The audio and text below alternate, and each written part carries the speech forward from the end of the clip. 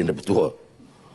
Ini berlarutan lama dan ada yang bangkitkan dalam perbahasan di Dewan Rakyat juga mengapa kita pilih untuk memberikan peruntukan yang tinggi di Sabah dan Sarawak. Saya telah jelaskan bahawa pertama kita terikat dengan janji Perjanjian Malaysia 1963. Kedua, beberapa daerah terutama pedalaman dan terpencil di Sabah Sarawak itu keadaannya itu sangat terkebelakang ketimbang kemajuan di negeri-negeri di Semenanjung. Maka oleh itu peruntukan pembangunan saja ya. Pembangunan Sarawak meningkat kepada 5.8 bilion ringgit dan pembangunan Sabah 6.6 bilion ringgit. Dan tidak adil untuk dibandingkan dengan peruntukan negeri-negeri di Semenanjung kerana keluasan dan permasalahan dari segi praktiknya.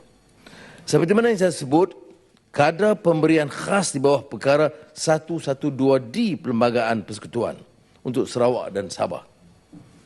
Itu ke Sarawak sejak tahun 1969 diberikan 16 juta ringgit sahaja dan tidak berubah. Jadi bila diteliti semula keadaan sedemikian, walaupun di Sabah dinaikkan ke 125 juta, maka saya berunding dengan Kerajaan Negeri Sabah dan Sarawak, sementara diperinci, dicerakin beberapa kaedah detail sebagai interim, kita beri daripada 16 juta ringgit kepada 300 juta ringgit untuk Sarawak dan 300 juta ringgit untuk Sabah. Dan bagi ahli berhormat harus lihat konteks ini. Konteks ini adalah konteks perakuan yang dimeterai dalam Perjanjian Malaysia 1963. Ini bukan perkara baru tetapi tidak dilaksanakan ataupun dilaksanakan secara kecil dahulu yang menimbulkan keresahan.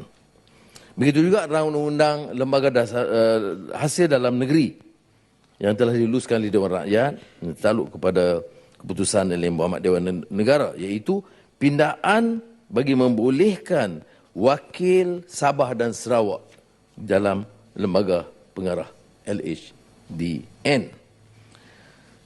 Perkara ini nampak tidak terlalu besar tetapi sukar saya menjawab mengapa perkara ini tidak dilakukan.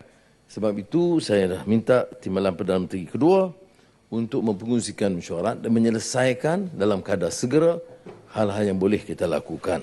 Selain itu, kita telah bersetuju untuk terus mengadakan perbincangan dengan kedua-dua kerajaan negeri dan hal-hal yang boleh kita pindahkan seperti mana kuasa kawal selia bekalan elektrik. Kalau ikut Perjanjian Malaysia, itu kuasa negeri. Tetapi untuk Sabah belum. Ada pertimbangannya. Pertama, kerana urusan keuangan memerlukan peruntukan kerajaan persekutuan dan keduanya kekuatan pengurus dan pegawai. Di Sarawak nampak lebih bersedia, maka telah dipindahkan lama, tapi untuk di Sabah kita luluskan kuasa kawal selia bekalan elektrik berkuat kuasa 3 Januari 2024 untuk Sabah. Tan Sri Yang Bertuah, saya tekankan perkara ini kerana mengelakkan daripada pandangan negatif seolah-olah ada pertimbangan khusus untuk Sabah Sarawak. Dia tidak ada pertimbangan khusus, pertimbangannya pertamanya pertimbangan nasional, pertimbangan pembangunan dan ketiganya terikat dengan Perjanjian Malaysia 1963.